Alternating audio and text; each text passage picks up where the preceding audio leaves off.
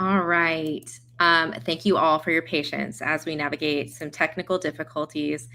Um, I appreciate all of your patience as we um, get through this together. So thank you for taking the time to join us tonight. I'm Risa Barias. I am the digital organizer for Women's March. Welcome to this critical safety workshop.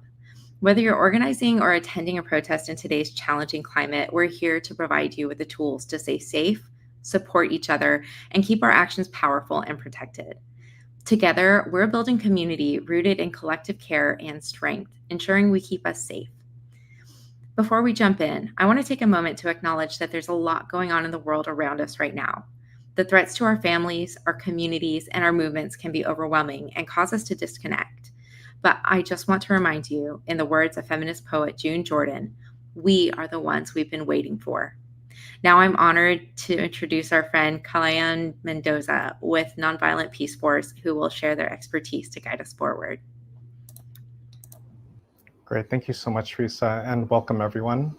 My name is Kalayan Mendoza. My pronouns are he or they, them. I am the head of US programs for Nonviolent Peaceforce. Firstly, I also want to just reflect on the moment that we're in right now and to just thank you all for being in this space where you're committing yourselves to nonviolence and to keeping each other safe in an ever-changing world. Just a little bit of information about me and background. I've been doing this work since the late 90s, starting at right before the World Trade Organization protests in Seattle in 99. And since then, I have been working with organizations and communities on the front lines to keep themselves and each other safe, whether it is with Maori land defenders at Ihumatao in Aotearoa, New Zealand, or whether it is here in the United States in Ferguson, Minneapolis, New York City, Standing Rock.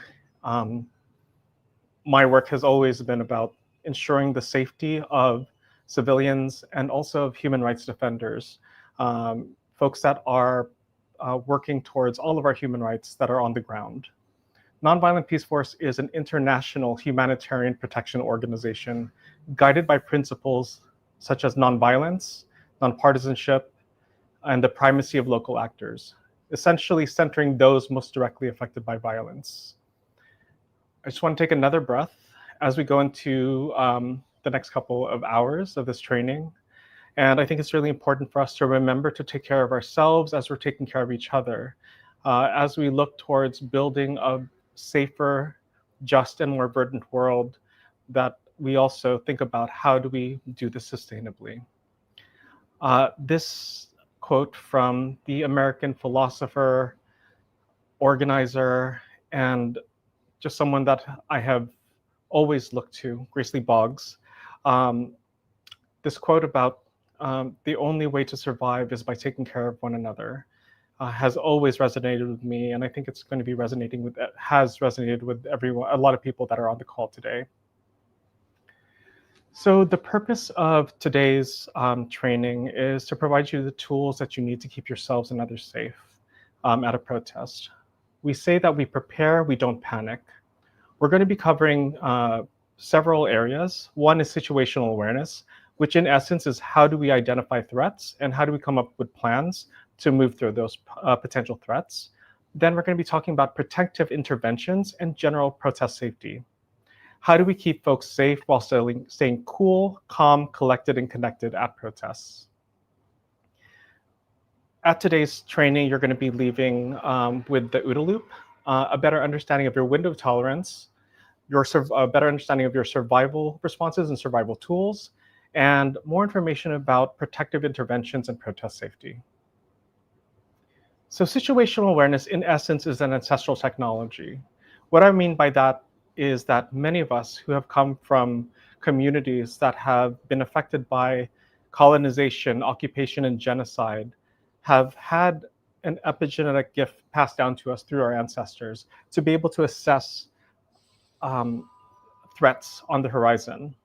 Situational awareness is also a toolbox to identify threats, and in essence, it's mindfulness in action. The first tool that we're going to be going over is called the OODA loop. And the OODA loop stands for observe, orient, decide, and act. I'm going to be showing a video taken from the 2021 Dante Wright protest in Brooklyn Park, Minnesota. This was in the April before the Derek Chauvin trial, the police officer that murdered George Floyd. I think we've all seen images of protests, and please take care of yourself throughout this. If you need to take a step back, if you're realizing that you're getting agitated or activated, do what you need to do to take care of yourself. So I'm going to show a clip, and then we're going to go through the OODA loop together. Okay,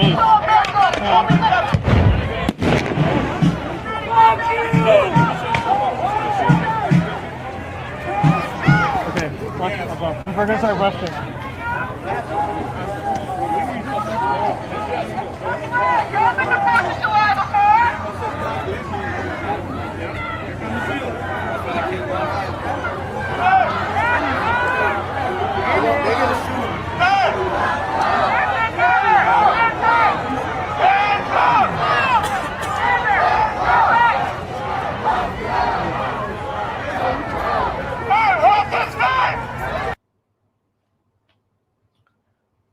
So in that instance, myself and the Nonviolent Peaceforce community safety team were on the ground to ensure that everyone within the space was would be able to be safe, enacting their fundamental human rights. What I would like to invite you to do is to imagine if you were at that action, at that protest. It was April in Minnesota. It's pretty cold, and we're going to be going through the OODA loop step by step together. So I invite you to turn on your observational skills. So once again, the first step in the OODA loop is observe. What are you seeing? What could you potentially be hearing? What are you smelling? And what are you feeling? The reason that we go into observe is that we want to take in as much information around us in the surrounding environment, but also what is the information that our bodies are telling us. In situations where many of us have been in, where we feel an ick or we feel something telling us, maybe our gut saying like, oh, we shouldn't go there. That is your somatic system processing information that you may not have necessarily identified consciously and telling you what you need to do. So I'd like to invite you to just take a look at the image and just observe, what are you seeing? What could you potentially be hearing? What could you be smelling? And what could you be feeling? So in this image, as you can see, there are protesters, and we have our safety team that's in the foreground, protesters that are in background, and even behind there, there is a wire fence around the Brooklyn Park Police Department. There are numerous law enforcement officers from various security forces. There was if you look really closely, there's someone in a tank that is facing the protesters. In this situation, everyone has their hands down. Everyone is either holding up, or folks are holding up a sign. It is quite calm. So once again, the first step in the OODA loop is observe. So when you're at an action, take in as much information around you. And the reason that we observe is so that we go into orient. Orienting basically means identifying what is the baseline or what is normal for the situation. And what that does is it then allows us to identify the anomalies or something that sticks out that could potentially be a threat. So take a moment to orient yourself to this image, and feel free to write down or think through what are you observing, and also what is the baseline or what is normal for this situation right now. So as you can see in the foreground, there's protesters. Someone is holding a sign that has Dante Wright's name on it. And in the background, you have a large number of security forces, both on the roof, behind the fence, surveying the protesters. In this moment, it was pretty calm. So as we were orienting, we recognized that things are pretty cool in this moment. And a potential anomaly could be a commonly used munition being shot into the crowd, or people starting to get riled up. And when you start to observe, you take in all that information, you orient to build that baseline, and identify those anomalies. And you go to the third part of the OODA loop, which is decide. What is your mandate? What is your plan of action? For us as Nonviolent Peaceforce, we were there to get people safely out of the protest once it became unsafe for them, or if they asked for support. There were two instances specifically that stick out to me. There were two younger Black men who had come up to us during the protests saying that they realized they parked past the police line. And they were really afraid to go back to their car because they were afraid of state violence. So what we did, our mandate was to get folks out of there. So what we did is we created a protective bubble around them, and we had, as a third-party monitoring organization, we were clearly identified as a community safety team, and we were able to provide what's called protective accompaniment to move them from their location through the police line and safely to their car. Another incident was there was a pregnant person who was on site, and she didn't realize that the protest was going to escalate in this way. And as soon as tear gas and pepper spray were being deployed, we made sure to once again provide protective accompaniment to get her out of the protest location and back to her home. So when you're in Decide, you're thinking through what is your mandate, what is your plan of action.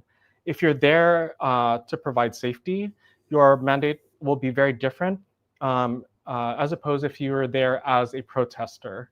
And you may want to stay longer, you may want to find just to make sure that your friends are okay. It really depends. So you go from observe, taking in all the information, orienting, identifying the baseline and potential anomalies, and then deciding, coming up with your plan of action. And then lastly, moving through with ACT. ACT is the last step in the OODA loop. And unfortunately, a lot of times when we are activated or when our survival response kicks in, we go directly to ACT.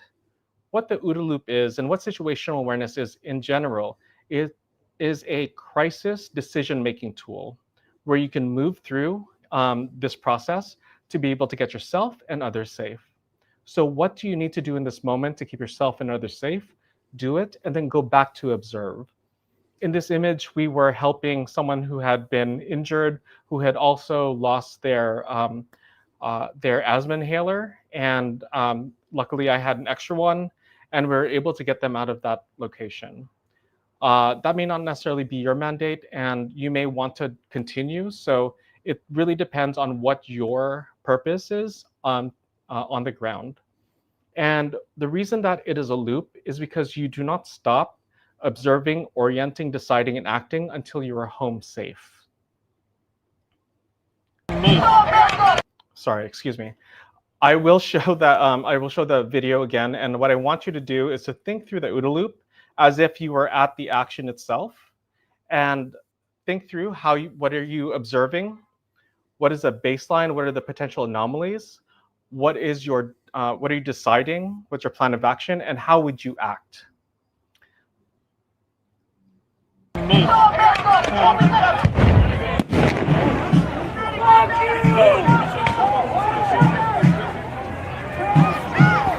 Okay, we're gonna start rushing.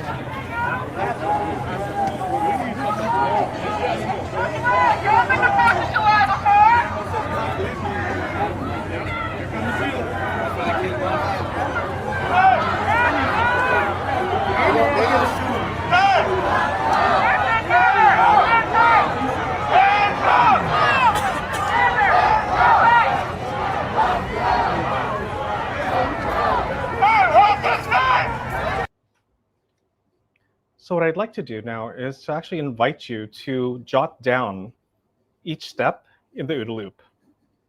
What are you observing in this moment? What is the baseline? What is normal? What is the anomaly? What would be your plan of action? And how would you take action in that moment? So we'll give that a minute or so. So feel free to grab a pen and paper and a notebook to write out your own OODA loop. So observe, orient, decide, and act.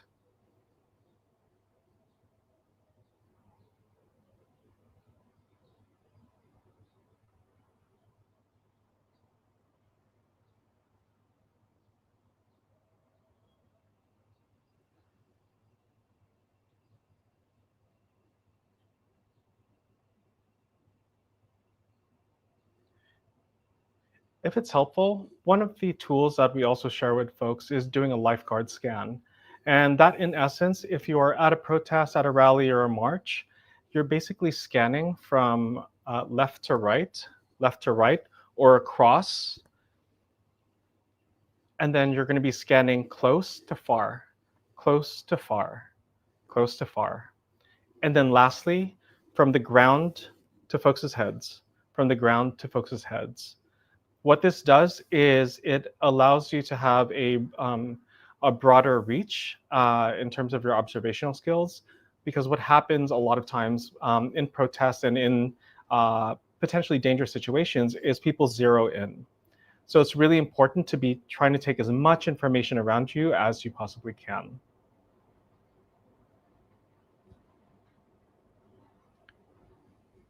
I will want to note that the OODA loop is something that we all probably already practice. I know as a New Yorker, as a queer Asian American, this has come extremely in handy for me. And I think for folks that come from marginalized identities and folks that have had to really survive through a dangerous world, they're constantly observing, orienting, deciding, and acting. And it's really important that you tell yourself that you're turning on and then turning off your OODA loop. The reason being is that violence, in essence, what it does is it momentarily deprives us of our agency and autonomy. So here in New York City, we have trained thousands of both Asian American and non-Asian American community members to keep themselves and others safe in the face of anti-Asian violence. And one thing that we have noticed, both being in the protest space and the community safety space, is that many times folks do not turn off their situational awareness, do not turn off their OODA loop, do not turn off their observational skills. So what that does, it could potentially put you in a state of hypervigilance, where your nervous system is expecting danger when there may not be danger in that situation.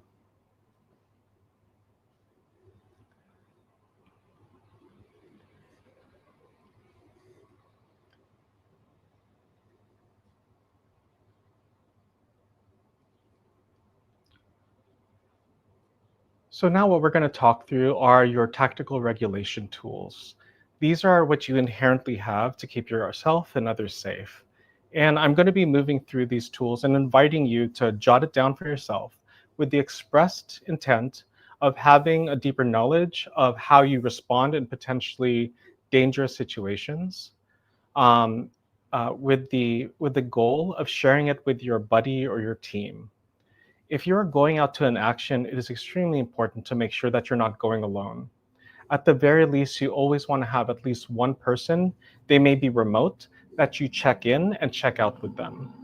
What that looks like is giving them a call as soon as the action happens or sending them a text on Signal, and just keeping them up to date with what's going on. And once you're home safe, letting them know. This person can serve as a what we like to call remote support in this work. And it's really important that no one go to actions without having someone at least knowing where they're going to be, what the closest hospitals are, where they could potentially be held if they're detained by law enforcement. So the next part of this around the tactical regulation tools is really having that deeper understanding of ourselves and how we can show up for ourselves and for others. So the first tool that I'd like to introduce is, and many folks are already familiar with it, it's a psychological framework called the window of tolerance. Your window of tolerance is when you are cool, calm, collected, and connected. In essence, it means you are stress-free. You're chill, you're at your baseline, you're probably at home or with your friends, you're not scanning for potential threats. Your window of tolerance could be when you're at an action, everyone's chanting, and the chanting's getting louder. Some people's window of tolerances are much more broader than others, and that's okay. So what's important for us to know is when we're in our window of tolerance, what does that look like? What does that feel like? And when we're pushed outside of our window of tolerance, what is our survival response? So there's two primary survival responses. There's hyperarousal or speeding up, otherwise known as fight or flight. And there's hypoarousal or slowing down, otherwise known as freeze or fawn. So for myself, I am a fawn person when aggression happens to me. I go towards being overly polite or almost people pleasing in order to mitigate or lessen conflict or violence. Everyone will have a different survival response based on your lived experience, based on your personality, or even based on the situation that you're in. Um, so an example of this, uh, my window of tolerance is quite broad for protests, but take me to a gay club and I'm completely outside of my window of tolerance, and I usually go into flight. So we have different windows of tolerances based on the situations that we're in. And for protests, for many folks that are new to being at actions on the ground, your window of tolerance may be not so broad. Or you may find that you naturally find that you're able to navigate through a protest when there's uh, you know, munitions going off, when people are chanting, and when there are multiple law enforcement formations. So once again, our window of tolerance are really defined by who we are and the situation that we're in. I want to talk more about our survival responses. So when we are in our window of tolerance, we are cool, calm, collected, and connected. That means that we're able to see broadly. We can see on a periphery. We're not zeroed in. We're not either hyper aroused, or we're not on speed up, where we're in fight or flight, or we're not on hypo arousal, which is slowing down, which is freeze or fawn. So fight looks very much like having anger, hostility, aggression, or your energy is very much outwards, and you're ready to inhabit that energy. Flight means that you leave a situation immediately. Freeze, which is what happens a lot to folks, is just freezing. In Ferguson, Missouri, during the uprisings following the murder of Michael Brown in August of 2014, myself and I was with the Amnesty International Human Rights Observer team in Ferguson, and there was one evening where we were going up and down West Florissant, just taking in information and documenting, ensuring that folks' human rights were being respected.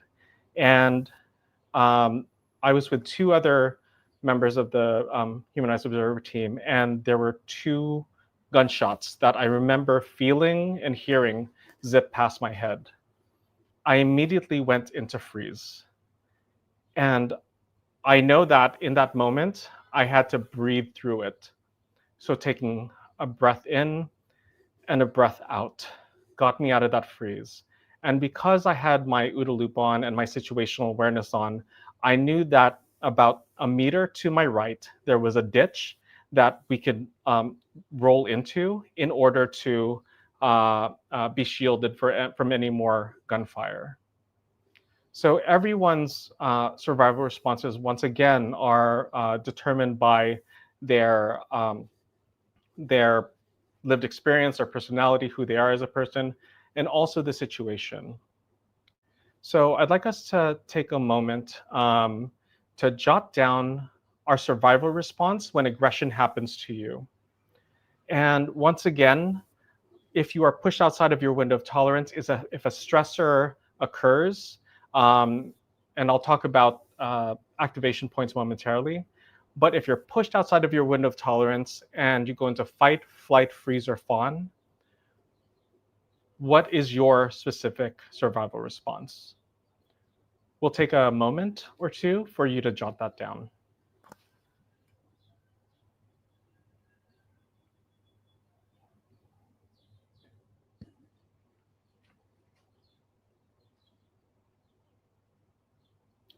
And I would like to take a moment to just note that I did see a meme going around about a tactic which I think, quite frankly, is quite dangerous. It's called a sit down wave, which is activated when people recognize that there's violence around you.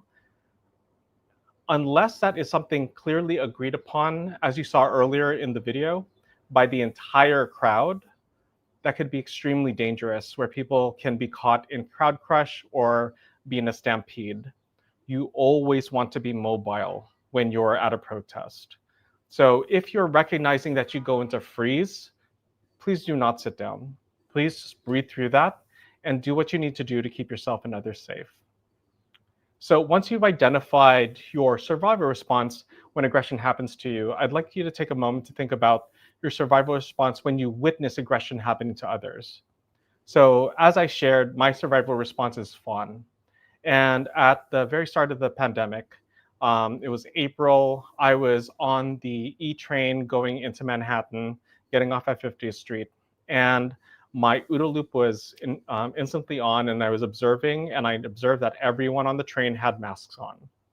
And I had oriented myself and recognized that the anomaly was that there was a person, an older white man without a mask on, who was shooting daggers through his eyes at me and other Asian Americans or Asians that were on the train. And I could see that folks were averting their gaze. And I was at the very back of the train where the doors are. And my OODA loop was going, and I was coming up with my the D for decide, my plan of action, which was to basically make as much space as I possibly could around him to get out. I didn't want to get in a fight. I didn't want to get in an altercation. My goal was to get out of there as quickly as possible. So as we arrived to the 50th Street stop, I started moving towards the door where he was blocking. He was close to blocking. And he looked me right in the face, spat at me, and called me a dirty chink. My response in having that aggression happening was going into fawn. I quickly said, "I'm sorry," just like that. And he looked completely flummoxed and confused. And I just walked around him and out the door. There is no right or wrong survival response. Whatever has kept you safe, whatever has kept others safe, is the survival response that you work with. So take a moment to jot down, once again, your survival response when aggression happens to you, and your survival response when you witness aggression happening to others.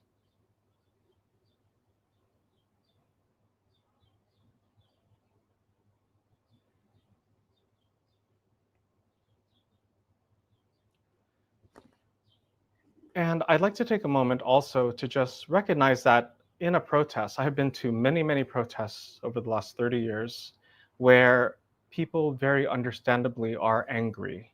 And folks may be chanting, folks may be raising their fists. It is very important for us to make sure that we're holding space and that we are not, how do you put this?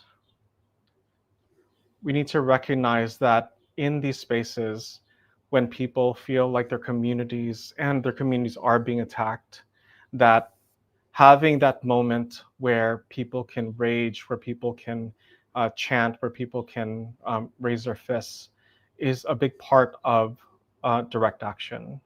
It is a human moment where we can feel community together, community at our rage about injustice, community about the world that we live in and the frustration, but also, even more importantly, finding those moments of joy that are happening within an action.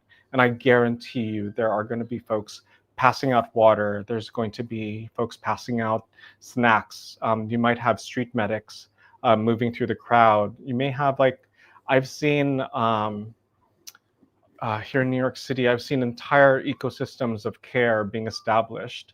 Last year, during the student encampments for Gaza, I've spoken to many student organizers who we've given this very similar training to, and they shared with us for the first time in their life, in their scholastic life, they experience community with their peers. They were able to feel like they had access to healthcare, feel like they were fed. So even in moments where the temperature is getting hot, it's important for us to recognize that that rage is human, and we need to be the ones that are able to get back into our window of tolerance and to recognize what is going on. Once again, keep your OODA loop on. If you notice that there is violence that is happening around you and you have not consented into being part of that, then you remove yourself from the situation. So once again, it's really important for us to know our survival responses in these scenarios and share them with our buddy or our team that's going to be on the ground with us. So once we've identified our survival response, we can then think about our survival tools. There are two survival tools I'd like to share with you. One are your activation points. What could activate you at a protest? And the secondly is an anchor point. When activated, what can anchor you, what can your team or buddy do to anchor you in that moment? So I'll share my activation point. In 2008, I was in Beijing with over 70 Tibetans and non-Tibetans engaged in direct action prior to the 2008 Beijing Olympics. Myself and my team, we took out Tibetan flags about an hour before the opening ceremonies at the Bird's Nest Stadium, took out Tibetan flags and yelled "Free Tibet."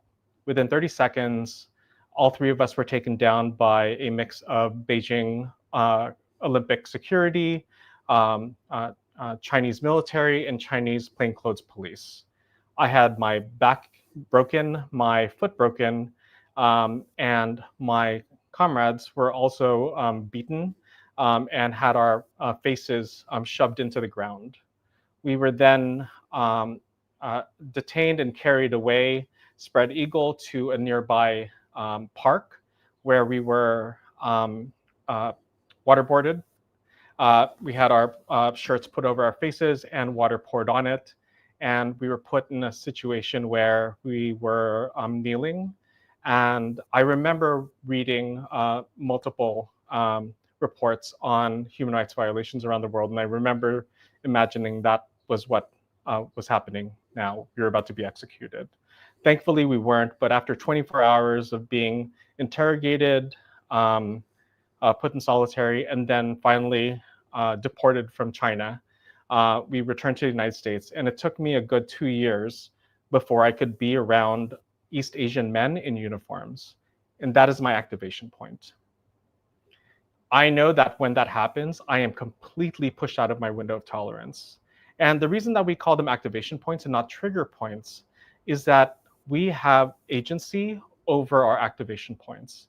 And we have the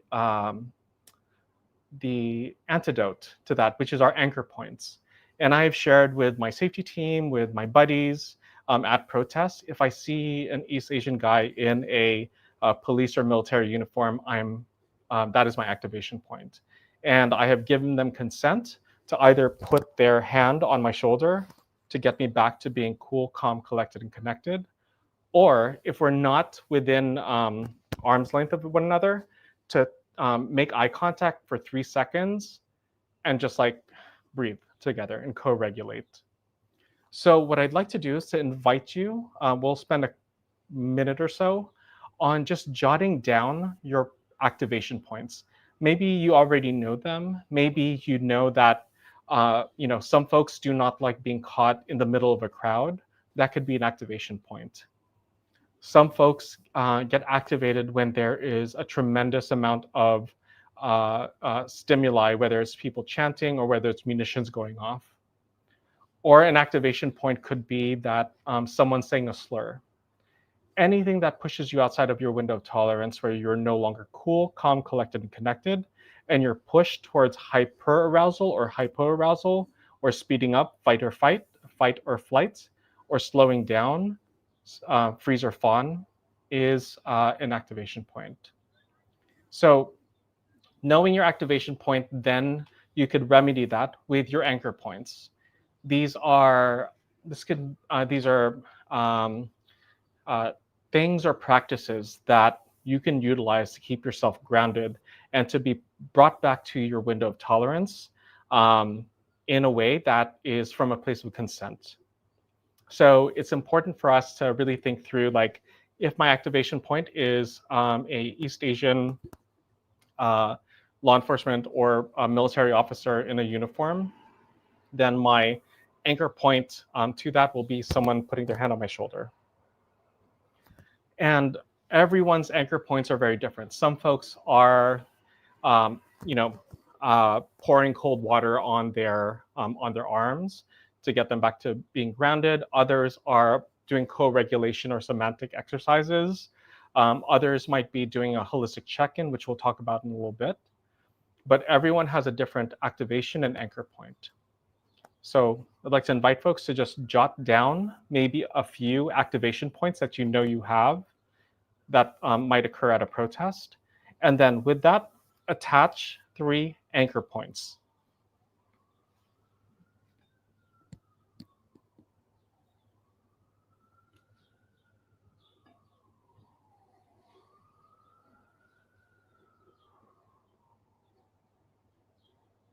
And anchor points may not necessarily be someone, you may not need someone to provide that for you. An anchor point could be letting your team know that you just need space to meditate, to pray, to recite your mantras, whichever will help you get back into your window of tolerance.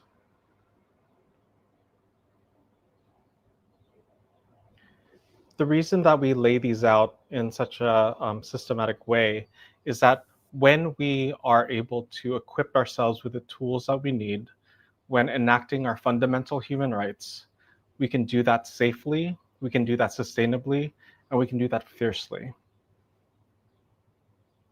So I hope folks have had enough time to jot down their activation and anchor points. And similar to your survival responses, I invite you to share that with your partner or your buddy or your team, whomever you may be going to the action with. So that way they can support you as you're supporting communities and yourself. So it's really important that we practice situational awareness at all times. You want to make sure to turn it on and off.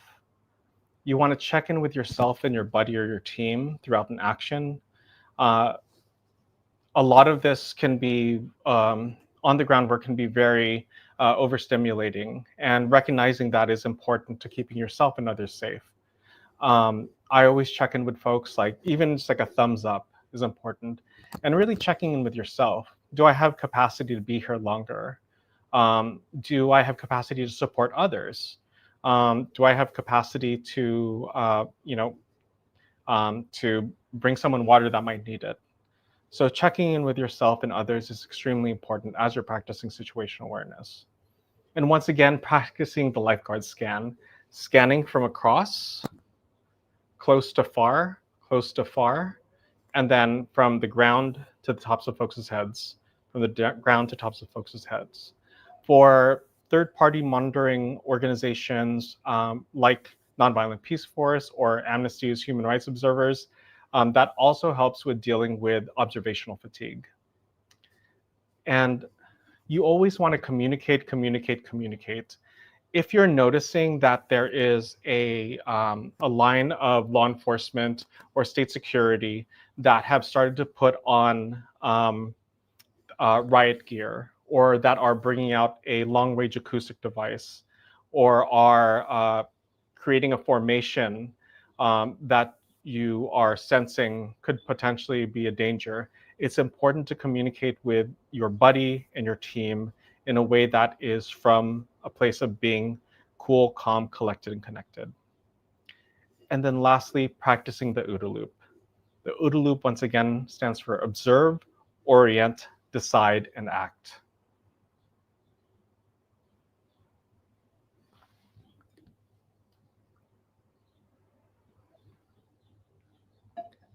An ask that a lot of folks have when it comes to protest is around de-escalation. And we train de-escalation very differently than other organizations, in that you can only de-escalate yourself and those you are in right relationship with. That means people that you trust, people that trust you, people that know you. You cannot de-escalate a law enforcement officer that is intent on arresting people. You can't de-escalate someone who is um, uh, in a rage, and nor should you. We de-escalate in order to keep ourselves safe. De-escalation is about us. It's about getting back into a state of being cool, calm, collected, and connected in order to take the next steps that we need to keep ourselves and others safe. We always center the survivor when addressing violence. And the way that we do that is by doing what we call protective intervention. And I think this is the nuance that most folks think about when they think about de-escalation. At Nonviolent Peaceforce, we employ what is called unarmed civilian protection, which is a methodology, a toolbox, and an approach that utilizes relationship and is grounded in a relationship to be able to navigate through extremely violent situations. An example of this is in South Sudan. There are the women's protection teams that are made up of South Sudanese women who in the past, prior to the creation of women's protection teams, um, women, children, and other individuals from the internally displaced people's camps would go to sources of water and get assaulted. So they decided to take it upon themselves to create women's protection teams, to create these protective bubbles, to do what is called protective accompaniment, to get women, children, and other vulnerable individuals from the internally displaced people's camps to the sources of water and back. If you've ever walked a friend home from the club or from anywhere, that's a form of unarmed civilian protection called protective accompaniment.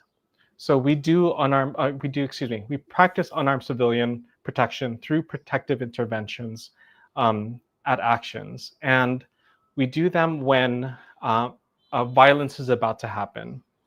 There is a difference between anger and violence. That's a whole other training in and of itself. But I'd like to invite you to think about, how do you define violence? How do you define peace? How do you define safety?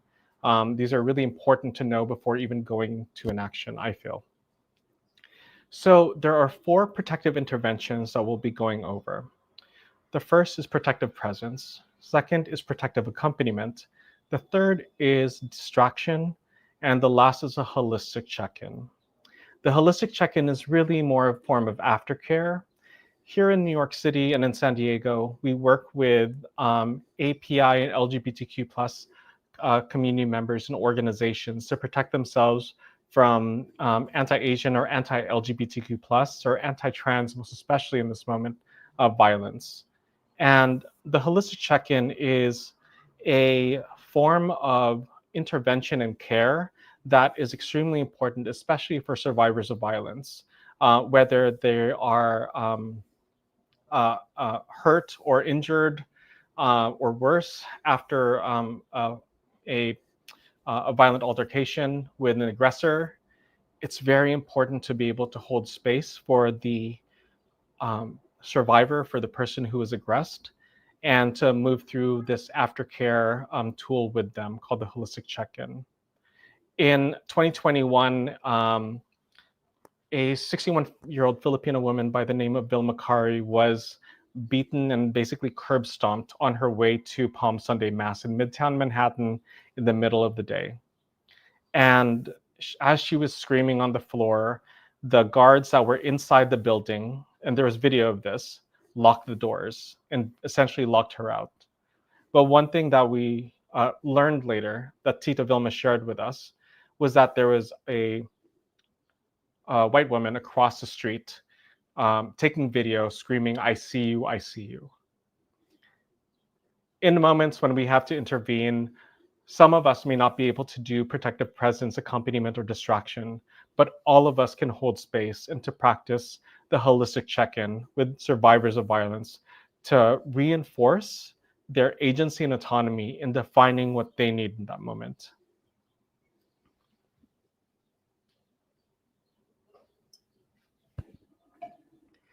So protective presence is, in essence, being a third party to a potential aggression that shifts the power away um, from the aggressor and the aggressed, from the aggressor to you. So think of yourself as a lightning rod.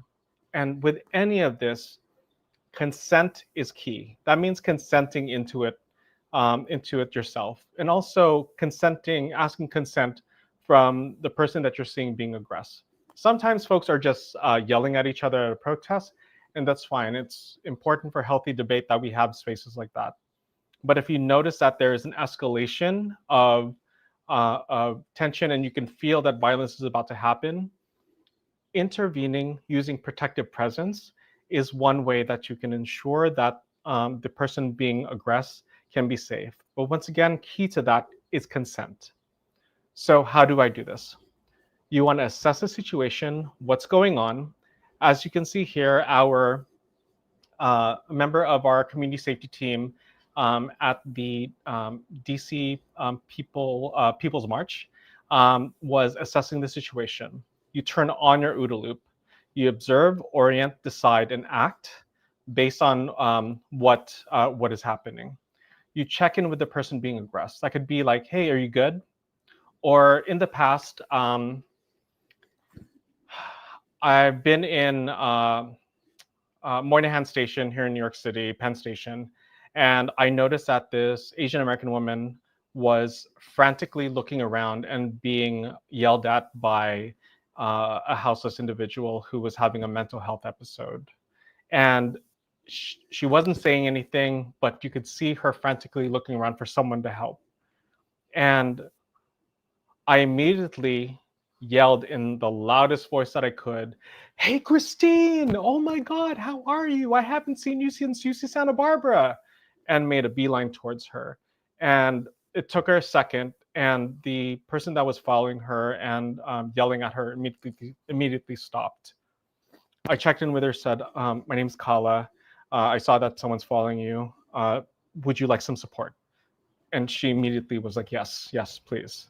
And what we did then is move to another location, which is the second intervention, which is called protective accompaniment. Protective accompaniment basically means protective presence in motion. So I saw Christine, or sure, her name was not Christine, but I called her Christine.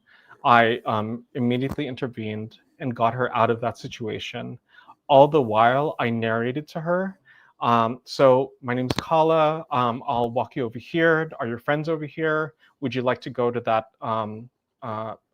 store that's right there?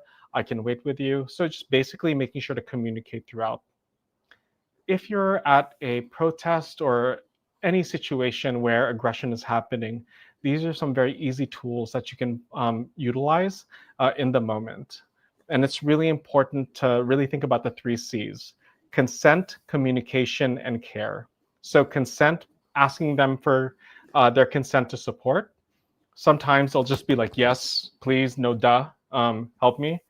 uh, Communicate with them, and basically narrate how you're going to be supporting them and provide the care that they have consented into. The 3 C's can also be utilized when you're on the ground at an action and someone gets tear gas or pepper sprayed, and you are equipped, which hopefully by the end of this training, you will feel more um, confident to support them if there are no street medics around. Basically asking them, "Hey, are you okay? Do you need help?" They'll usually say yes. And you have your 2 water bottles, one for drinking and one for an eye flush. And you communicate. So consent, communication. "I'm going to wash your eyes out. I'm going to need you to go with me over here about 20 feet away. And I'm going to have you sit down on the curb and I'm going to wash your eye out from the inside out with water. This is only water." And provide the care that they need. So in the situation of practicing protective accompaniment, you get the person from point A to point B based on what their needs are. Whether that is Christine being yelled at by someone who's having a mental health episode, or whether that is someone on the ground at a protest who had just been tear gas or pepper sprayed. You want to basically get them from a potentially dangerous situation to a location of safety.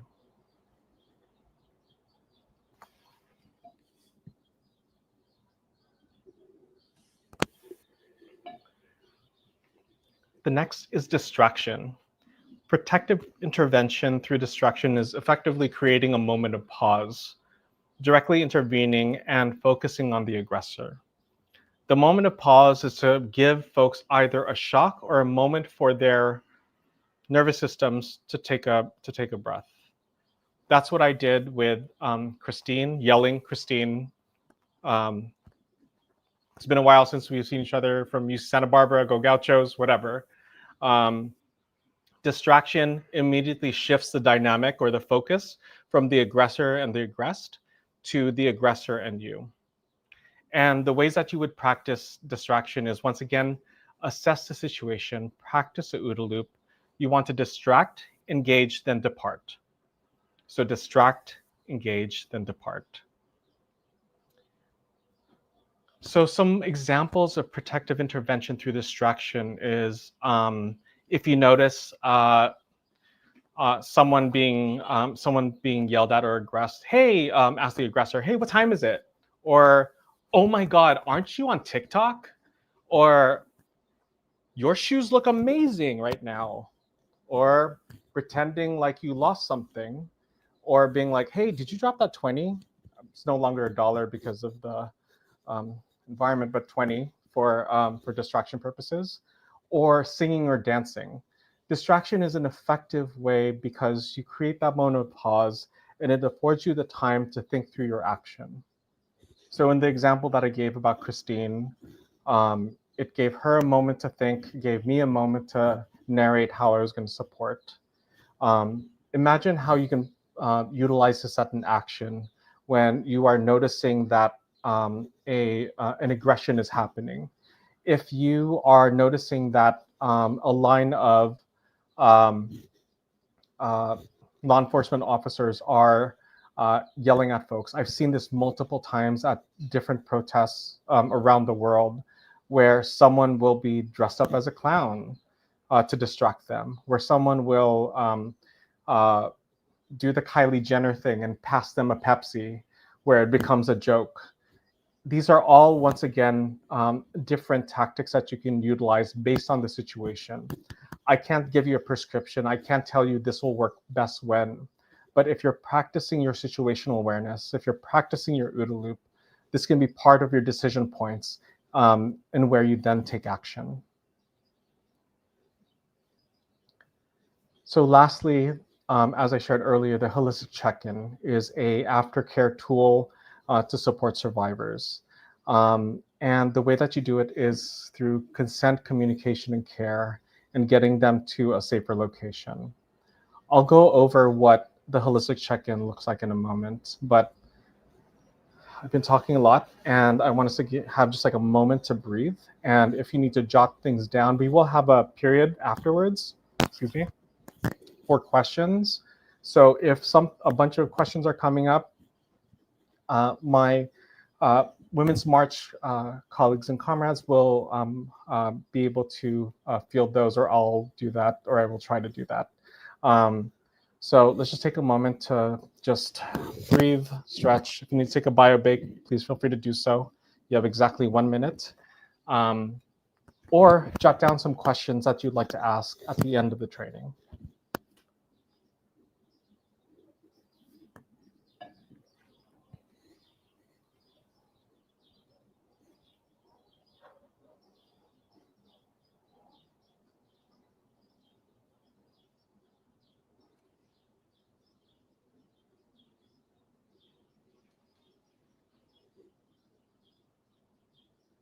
Alrighty, I think that was a New York minute.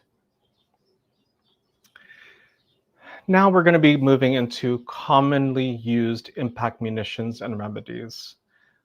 I'm sure all of you here on this call have seen images of state violence through the use of commonly used munitions, sometimes called less than lethal munitions, where, and we'll go through each one of each of these different munitions or tactics, their effects and the remedies for them. So in the image that you see in front of you, that's a photo on my left. That's a photo of state security with what are called baton rounds.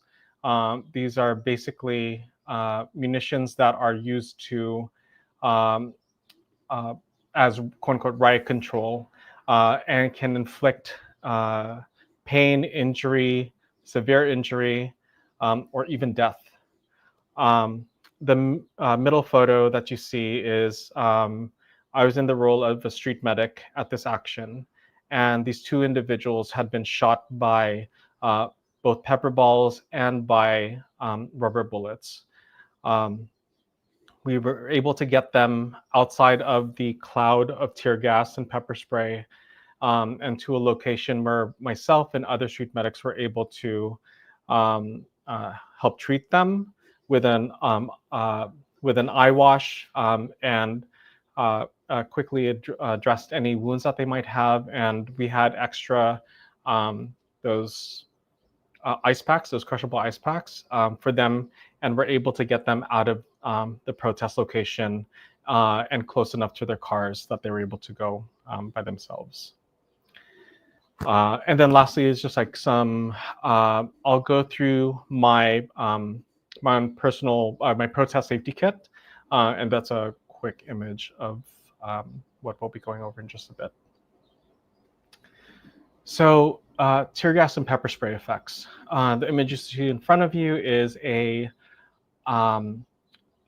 journalist from, I think it was CNN. This was August 2014, the Ferguson uprisings following the murder of Michael Brown by Darren Wilson.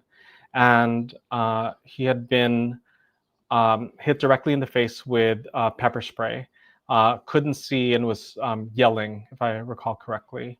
And if you look closely, there's a community member with a spray bottle full of milk that was washing out his eyes.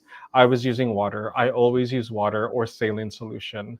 I have found that milk tends to go bad really quickly, and carrying a jug around is just it isn't the most practical. But some effects of tear gas and pepper spray. A thing to note is both tear gas and pepper spray are oleoresins, which means that they're oil-based. So they can have intense irritation to the eyes, nose, or throat and lungs. You may have the inability to breathe.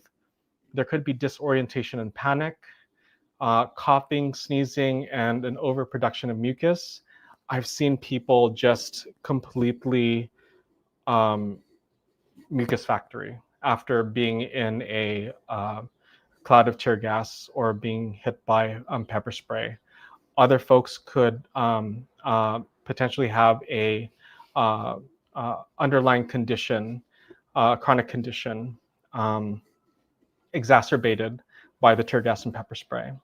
For people with uteruses and who are pregnant, tear gas can cause harm and long-term damage. So it's really important that folks, if you are expecting or if you are pregnant and you see a tear gas and pepper spray, leaving that location as quickly as possible for your safety and everyone's safety. So some remedies. This is an image from a training that Nonviolent Peaceforce did here in New York with community members. So remedies and approaches to tear gas and pepper spray. You want to get the person affected to a safe location outside of the exposed area.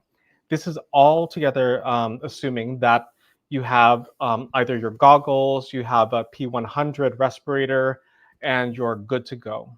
You want to get them outside of the location where the tear gas or pepper spray is, or if you're the one that's being affected, once again, you've been using your OODA loop and you've clocked that your exit points are directly behind you or to your left, then you proceed that way.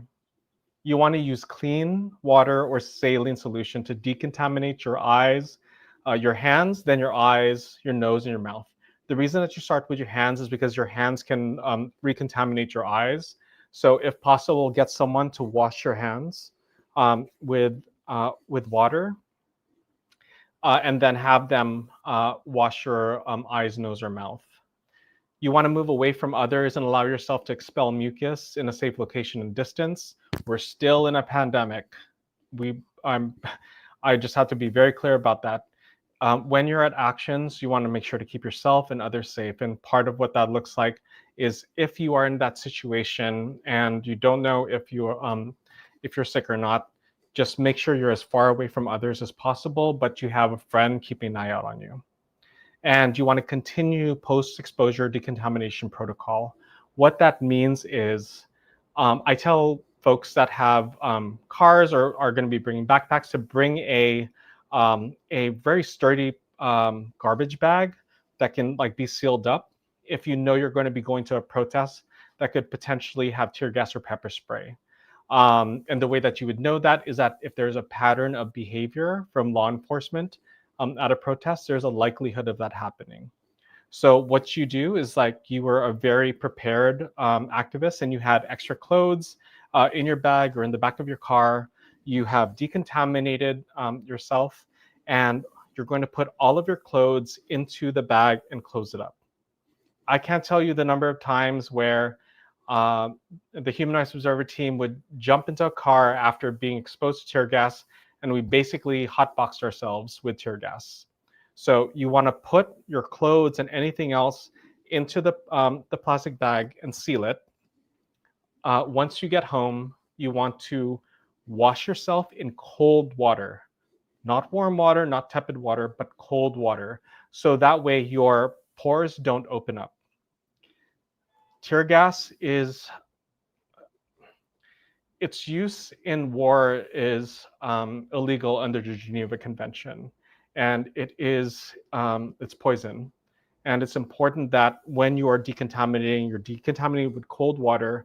Use Dawn or some other dishwashing soap.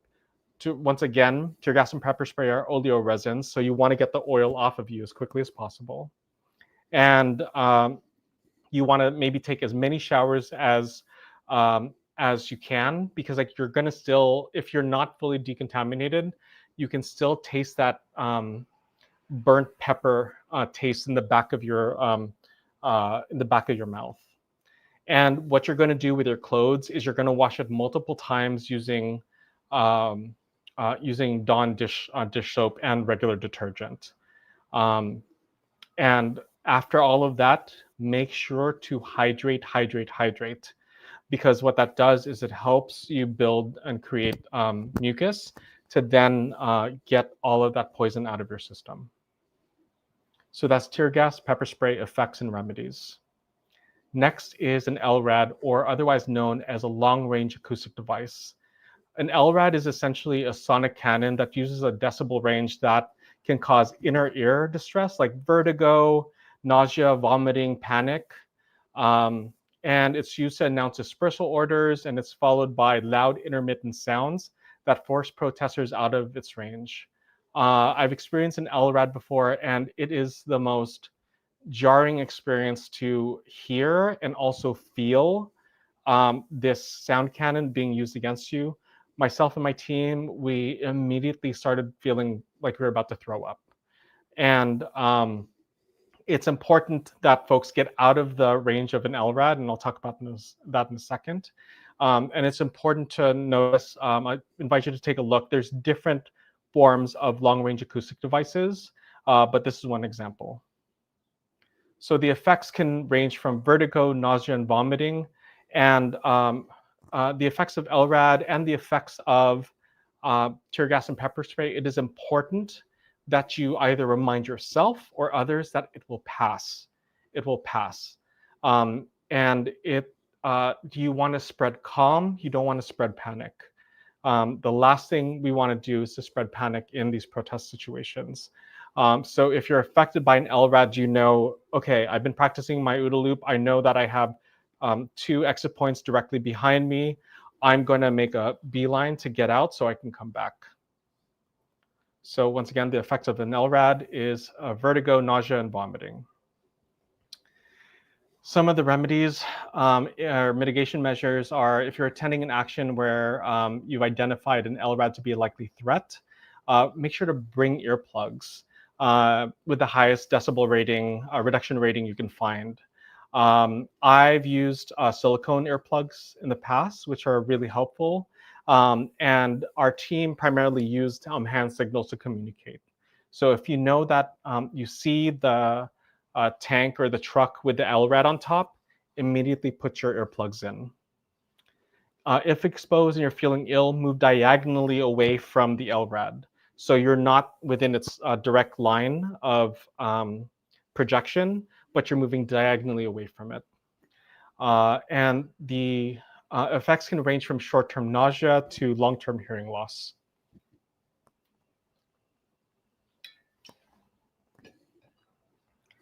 And I will once again say it's really important that you bring some kind of ear protection, because this is a very disorienting munition that's used by state security forces.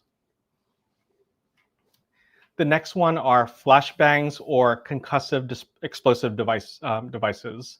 So a flashbang is a type of crowd dispersal device that's termed as less than lethal, but has an explosive device that has the ability to severely harm a protester. I remember at Standing Rock, I wasn't there for this specific incident, but we were at Standing Rock, and I remember that there was news of a young person who had a flashbang thrown and their arm was basically blown apart.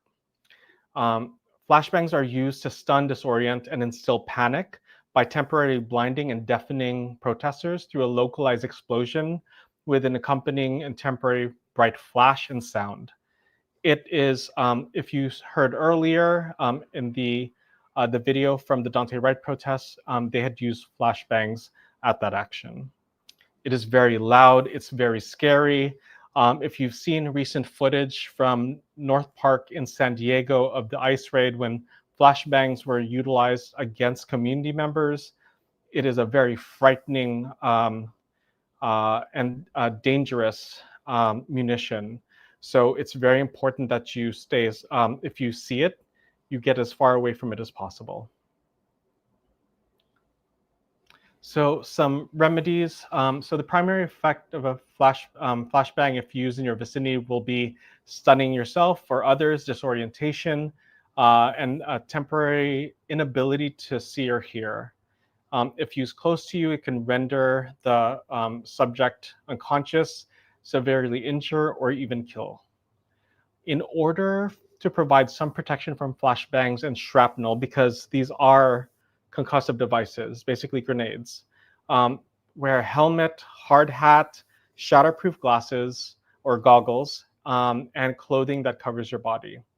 If you're going to an action that could potentially escalate through state violence, it's very important that you not wear contacts, or rather you wear glasses or something to protect your eyes. In the image here, once again, this was from the Dante Wright protests. I was treating someone who had been exposed to a flashbang, then followed with exposure to tear gas and pepper spray. And myself and everyone else was trying to support them in being able to reorient and get out of the situation. Next are rubber bullets, pepper balls, and beanbag rounds. And these are innocuous sounding, less than lethal projectiles. And the reason it's quite insidious because they can inflict quite a bit of harm. There are street medics in LA that have been reporting very intense bruising, broken bones, because of the use of these crowd dispersal munitions. They're supposed to be used by being shot at the ground to disperse a crowd. Rather, we're sometimes seeing them, as we saw with the Australian reporter, being directly pointed at protesters, which you're not supposed to.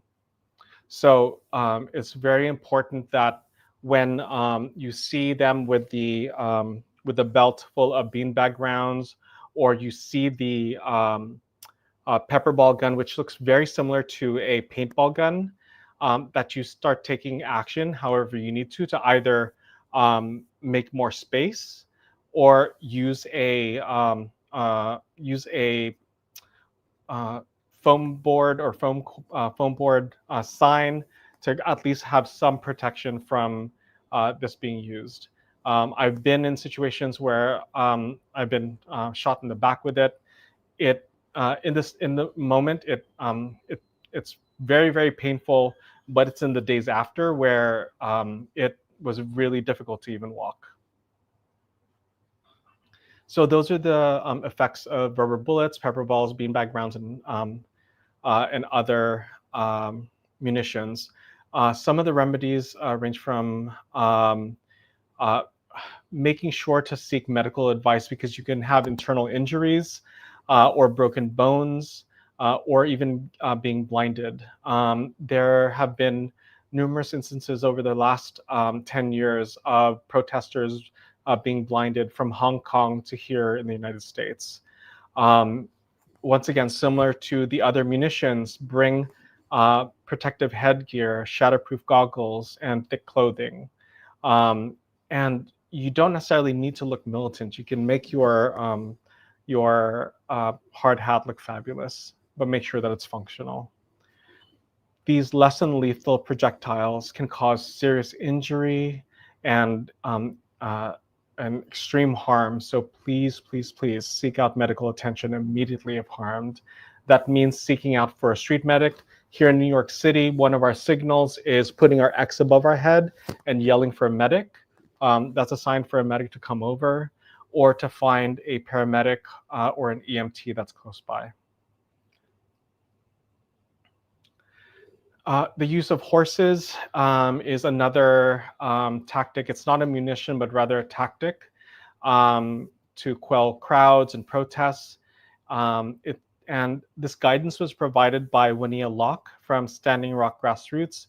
Wania is an indigenous water protector, human rights defender, and someone that I dearly, dearly respect and appreciate. She had shared that for her people, they're horse people. And the guidance that she provided was to ground out, which meant to be as calm and unafraid as possible. You don't want to swing around your arms or yell or try to startle the horses. If the horses sense your aggression, they will rush you.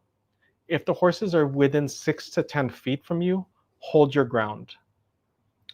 If you're emotionally erratic, try to leave the space safely and quickly, because it could cause the horse to charge. Anything that looks like a whip can trigger a horse into their own survival response. Horses can easily headbutt you. And if you have to hold a horse down, use your core rather than your arms, and they will stable out.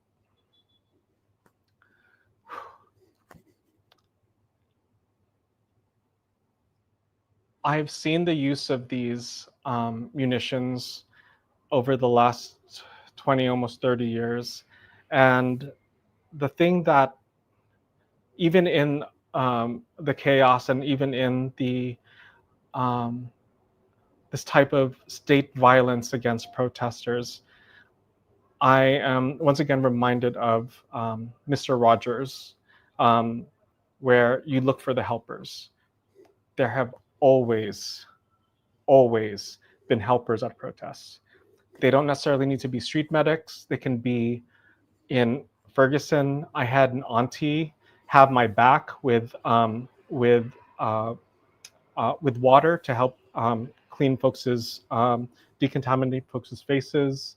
In Ihumatao in Aotearoa, I got to meet Maori wardens. I got to meet elders and folks that were cooking Kaian food for the protesters. Even in moments of chaos, even in moments of such casual brutality, we need to seek out the helpers and remember that there's hope in these spaces. Yeah. So now you're probably wondering, what do I need to do to be prepared or be ready? I have always said that it is important that we prepare, we don't panic. And that means preparing by going through these trainings. And another way of preparation is to build your own protest safety kit. As a Californian, I grew up in getting ready for the earthquake. So we always had our go bags ready. There's no reason that you can't create a protest safety kit for yourself. And I like to use this framework of 3 areas when you're thinking about building your own PSK or your own protest safety kit, which is survival, protection, and comfort. So your baseline protest safety kit should contain items you need to stay safe, healthy, and self-sufficient at an action. That means that I will have my medication on me. That means that I will have water or electrolytes on me. That means that I will have proper shoes in order to be able to run. So making sure that you have what you need is really important. Different people in different action scenarios will need different items. What are likely threats to the safety and well-being? So really think through what are the likely threats to the safety and well-being, to your safety and well-being at an action. Will you be going to a protest where tear gas has been consistently used? Research, then plan for those potential threats. There is no perfect PSK. Never let perfect be the enemy of the good. Don't overthink it. Bring what you know, or to the best of your ability, what you'll use and what you'll need. I have made the mistake of bringing completely extra nonsense items, and I have learned to pare my protest safety kit down over the years. You want to personalize your protest safety kit. What works for me may not work for you, and vice versa. In my protest safety kit, I always carry around Yadom, which is a Thai herbal inhaler to help me get back into a state of regulation or back into my window of tolerance. So your safety kit is going to look very different from mine, and that's okay. You always want to think about, what do you need to survive through this? What do you need for protection? What do you need for comfort? Your safety kit should include, and we'll talk about that in a second, should include eye protection and other forms of protection in the event of potential state violence. The most important protest safety gear to bring, you already have it. It's your ability to spread calm, navigate situations, and improvise based on what you need. Remember, we spread calm, we don't spread panic. In these situations where everyone is activated, crowd crush can easily happen. You have what you need to keep yourself and others safe. This is just a recommendation of what you might need to add in going to a potentially escalating action. So I'm going to show my protest safety kit. So this is my need to have. So I have my helmet, goggles, a P100 respirator. I like the P100 because it filters out both COVID viruses, but also tear gas, pepper spray, oleoresins, or chemical irritants. An eye flush and earplugs, water to stay hydrated, a first aid kit, and medication. My protest safety kit good to have are extra N95 masks to pass out to folks if and when a tear gas is being used. If folks have a N95 mask and goggles, even if they're swimming goggles, in the past, when I field tested it, you have about 3 to 5 minutes in a very saturated zone to be able to navigate and get out. So it's important to have extra N95 masks. Alcohol wipes. Alcohol wipes are really effective in cleaning your body from tear gas or pepper spray. Once again, oleoresin, alcohol, it takes it off. Electrolytes, if you're especially going to the summer, heat injuries are very likely to happen if you're out all day and you aren't used to being out. Make sure to bring electrolytes and not just drinking water, because you can drink water and completely be lacking in the balance that you need to keep yourself hydrated. Bring a poncho or umbrella or something that is weather appropriate. I always have a power bank. That's pretty self-explanatory, and nitrile gloves in case I need to support someone with that has been hit by tear gas or pepper spray. You can see my yadam. You can see my my medication. I have hypochlorous acid. I love that stuff. Look it up. HOCl. It's quite useful. I always try to bring cough drops for folks who have been chanting their hearts out and they need to rest their throats. As you can also see, I have a Sharpie to write the local National Lawyers Guild or ACLU number on my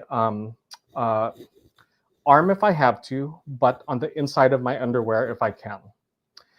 The reason that I don't like writing it on my arm is because, like, when you sweat or I sweat a lot, the Sharpie will smear and you won't be able to read your jail support line or your NLG line.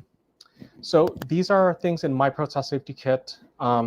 Everyone will have something different, but once again, the framework that's helpful to think about is what do you need to survive, what do you need for protection, and what do you need for your comfort.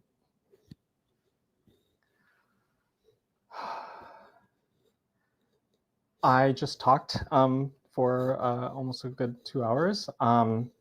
We went through quite a number of potentially activating, I was going to say course material, but potentially activating examples of state violence and munitions. I just want to invite us to all just take a collective breath together. So breathe in your nose and breathe out your mouth. Breathe in your nose, out your mouth. And gently breathe in your nose and out your mouth. As I mentioned earlier, the holistic check-in is an aftercare tool that you can provide as a protective intervention for someone that may have experienced violence. We always center survivors that are most directly affected by violence. And the way that holistic check-in is utilized is this was a tool that I created in Ferguson with Black organizers, with the Human Rights Observer team, because we needed to know how we were doing in that moment and what support we needed. There are 4 questions to the holistic check-in. What are you feeling physically right now? What are you feeling emotionally or psychosocially right now? What are you feeling energetically right now? And what does support look like for you right now? And that last part is really important, that there is not an expectation of the other to provide that support, but by first naming it is a first step in reasserting and reclaiming our agency and autonomy when violence happens to us. So if you're holding space for someone, you ask them these 4 questions. If you are being asked these 4 questions, it's important that you share as honestly as possible. When I had done this for one of my colleagues in Ferguson, they told me physically that they have not menstruated in 2 days, and it's the stress had disrupted their menstruation. They're extremely stressed out. They're but also they're very focused. So and their energy levels went between like a 2 and a 9. And what support looks like for them is getting them some water, which I was able to do in that moment. So once again, having someone who has experienced violence, or even before that would happen, or even at an action, this is a very important and easily accessible peer-to-peer support tool that can be utilized as a form of protective intervention.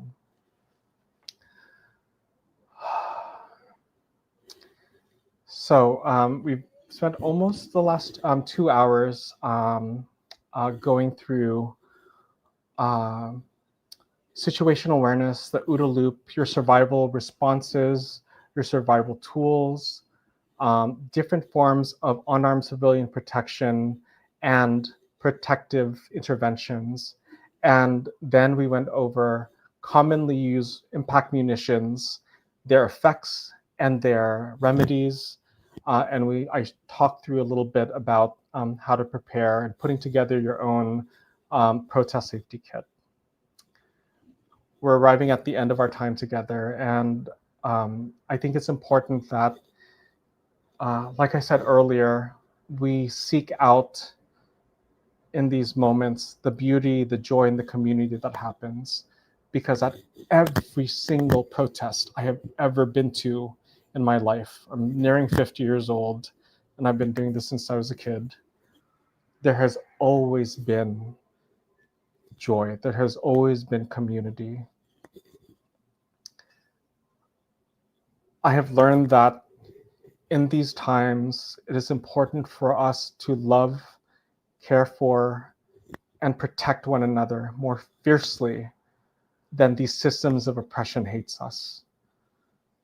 I know love can feel very corny sometimes, but I think that's why we are all here in this moment, because we have a love for our communities, we have a love for our future, our rights, and we have a love for the possibility of navigating this moment where violence is being enacted on a systematic level against the most targeted and marginalized in our communities.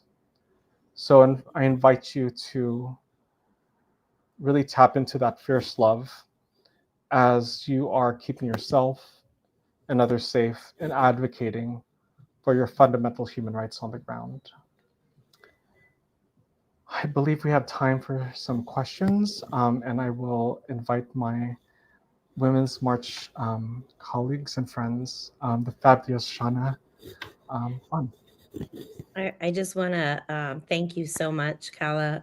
That was amazing. The love you're receiving in the chat for your experience and sharing is really lovely.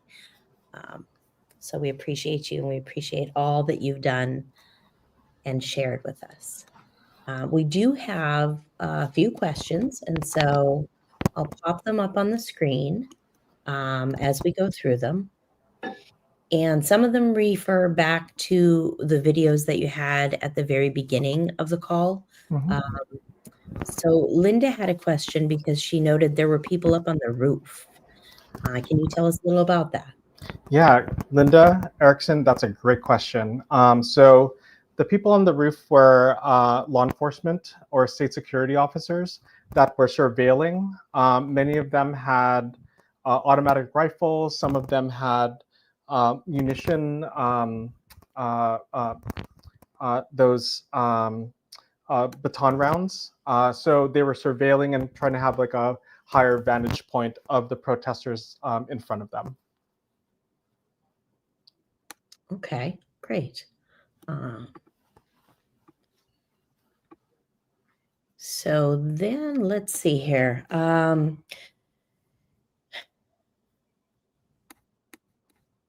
So there were some questions that I'm going to give you a opportunity to talk about Nonviolent Peaceforce just a little bit because folks want to know how we can forward this wise advice. I've already let them know that this training is going to be housed on Women's March YouTube channel. It will also be on our Facebook. If you want to tell folks where else they may locate your information, that would be lovely. Most definitely. If you go to nonviolentpeaceforce.org, you can see, there you go, and go to quick resources. You'll see a few options. One is for safe civic spaces. That includes our protest safety prep link. That includes ways to build safety teams. And we also have like an upstander intervention link as well that carries a lot of what I had shared here, but much more in depth. I invite everyone to check out our work at Nonviolent Peaceforce, not just in the United States, but to see how people are cultivating safety through community and relationship whether it is in the Democratic Republic of Congo, Myanmar, South Sudan, Sudan, Ukraine, Iraq, the Philippines, or here in the United States. Excellent. Thank you. Thank you for that. Let's see. We have Marcia who has a question. The primal survival responses relate to being fearful. Is it possible to stand and be present or leave with presence being the most empowered state? I think we're talking a little about those 4 stages, right? Yeah, so I think that if you are pushed out of your window of tolerance and you go into fight mode, I would invite you to tap into what that energy is and to use that rather as a shield and not as a weapon. If you're going into flight mode, that means that your entire your entire system is looking for exit points, and that could be a way for you to get other folks out safely. I've had people straight up be like, "Follow me, we're going to get out of here," because we had like helicopters above us and like they're line of police officers. So folks that go into flight tend to do that. Folks that go into freeze can be folks that invite us to like take a moment. We need to take a moment and just like breathe together. And folks that are fawn can help us get into that state of co-regulation together to make sure to ask folks about what their specific needs are. So if I understand the question correctly, we can utilize all of our survival responses in a way that keeps ourselves and others safe. Excellent. Stephanie came in a little late or may have missed it, but she wanted to know if the same tactics that we've been talking about to keep each other safe would apply to counter protesters. Can you speak to that a little bit? Yeah, so when we're talking about unarmed civilian protection, it's protection from state and non-state actors. So non-state actors would be counter-protesters, and you can utilize similar tactics, but you'd have to adjust them. So for instance, in the image that you saw earlier, the person that was carrying the American flag was a counter-protester, and our team member was clocking what was going on and noticed that it was just a debate. So it's important that you use your OODA loop throughout, and you observe, you orient, you decide, and act accordingly. Absolutely. And this would feed into the anger versus aggression, right? Yes, definitely. Excellent. Excellent. So we do have a question about where the safest location, this came up a couple times, where the safest place to be is. I also want to tag on this because I did see several folks in the chat having conversations that were older folks who don't have the ability to stay mobile and standing the entire time at a protest. So I'd like if you can maybe weave those together and give us some information for all the different various groups and how we can, where disabled folks might be the safest, older folks, etc. So when I was in the Tibetan freedom movement, some of the most fiercest activists were the Momolas and Popolas, which were the elders. And they were always the ones ready to throw down, but also they were the ones that needed more support around mobility. And we always made sure, as a community, as an organization, or as a movement, that all of our spaces are accessible. That means identifying, if you're an organizer, identify where there's disabled parking, identify how you can ensure that everyone can be included.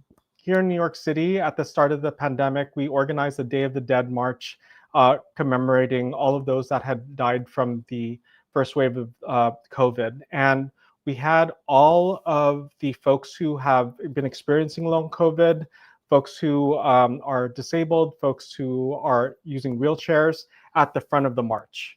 So they basically set the pace and the speed. So it's really about the organizers thinking through how to make it as accessible as possible. And Women's March does this amazingly well, ensuring that there is not just like ADA compliance, but really true accessibility throughout. But if you are coming to an action that you may notice that there isn't that level of accessibility, staying on the periphery, staying near the edge and not necessarily being in the middle. as I was mentioning with the elders, usually we would find somewhere for us to sit down. And I'll tell you, some of my best experiences of protesters was sitting down with elders who've been doing this for decades and sharing that type of wisdom and knowledge. And also, if folks have decided that they actually can't be quote unquote on the ground at a protest, you can do what's called remote support, which is basically keeping tracking what's happening at a protest using a police scanner, watching the live streams, and tapping that directly into the ear of someone that's on the ground, giving them real-time information. This is a model that was created by Mia Mingus, Alice Wong, and Sandy Ho, and other disabled organizers that have been on the front lines of disaster preparedness and community safety. So there's always a role for everyone at protests. Excellent. Thank you for that. That actually covered another question that just came up in the chat as you were saying it. So that's very helpful. So in your role as a safety team member, do you feel in these situations that the National Guard deployed are going to respect those roles? And I think that's situational, but what has your experience been? My experience, like with other third-party monitoring organizations, whether it is with Amnesty Human Rights Observers, what I've seen with the National Lawyers Guild or the ACLU protest monitors, they will interface with state security and they will say, this is who we are, this is what we're doing, and this is how we're keeping people safe. As to whether or not that will be shared, I remember in Ferguson, we had interface with multiple commanding officers of different state security structures. They didn't share that information, but we made sure that we had our letter of who we spoke with. But the thing is, you can never rely on that. But what you can rely on is yourself and those that you're with to be practicing your situational awareness at all times. Excellent, excellent. So I think this is, as an asthmatic person, this is an important question for me. For those with compromised breathing, what is the best way to help them breathe after being pepper sprayed, hypothetically, if they didn't have an inhaler with them? So what our kind of protocol is to take folks as far away as possible and to try to co-regulate with them. We're not yelling at them to be like, hey, are you okay? What do you need right now, right? You want to just like allow the person to be able to find their rhythm and to be like, I need my inhaler, I need to get to my car.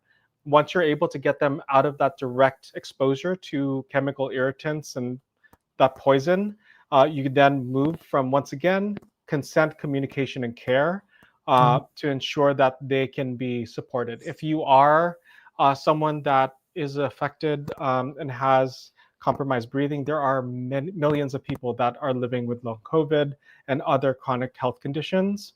To get yourself out of that location, and if you are, please make sure you have a buddy. Make sure to have a sign with your buddy beforehand, like, I need to get out of here.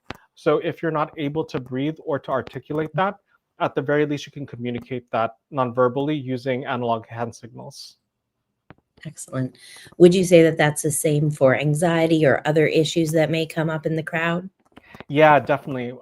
We, at some of our actions, we would have like a holistic safety team as well. These are folks that are mental health practitioners, therapists, other folks that are finding a role.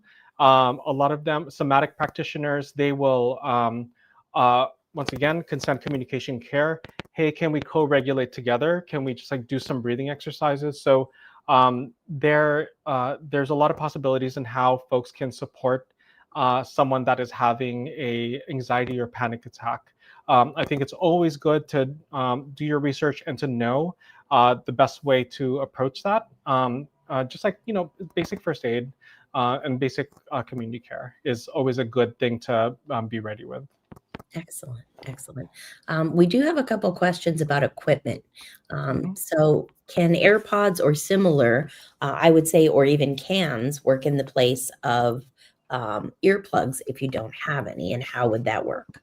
Yeah, I think you might be more cooler than I am, because cans are the over the ear. Yes, the over the. Yep. Yes, over the ear will work. AirPods will not. As far as I know, they don't provide enough protection. If you can hear people talking while you have your AirPods on, that is enough. Excuse me, not enough ear protection for you. Okay. Yeah. Excellent. And then we have a question about gas masks. Are they helpful? And if so, what would people purchase? Is it a worthwhile purchase?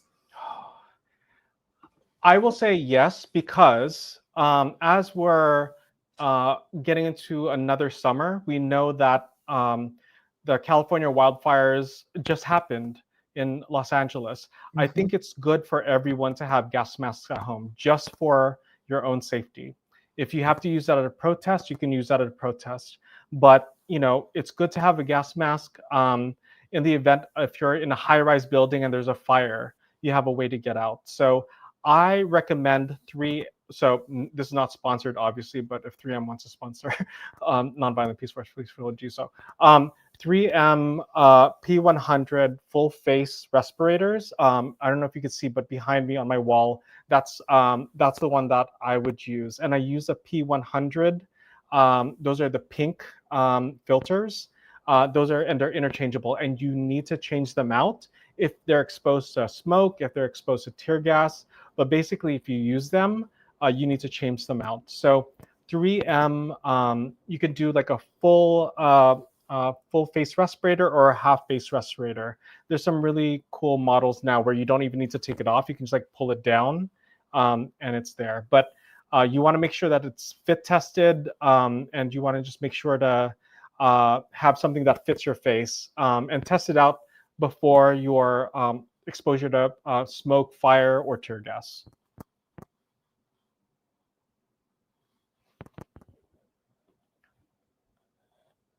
Oh no, I'm so sorry, Shauna. I think I lost you.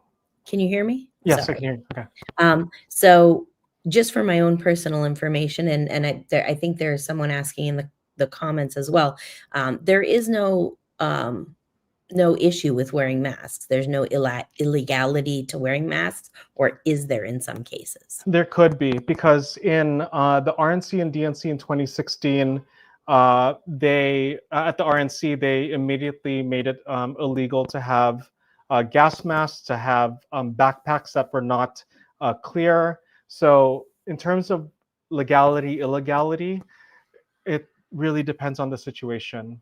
For me, I carry it for safety reasons, and you just need to do your own risk assessment, because if you're someone that might be particularly targeted by state security, you may not want to have a gas mask on you when you're on the subway.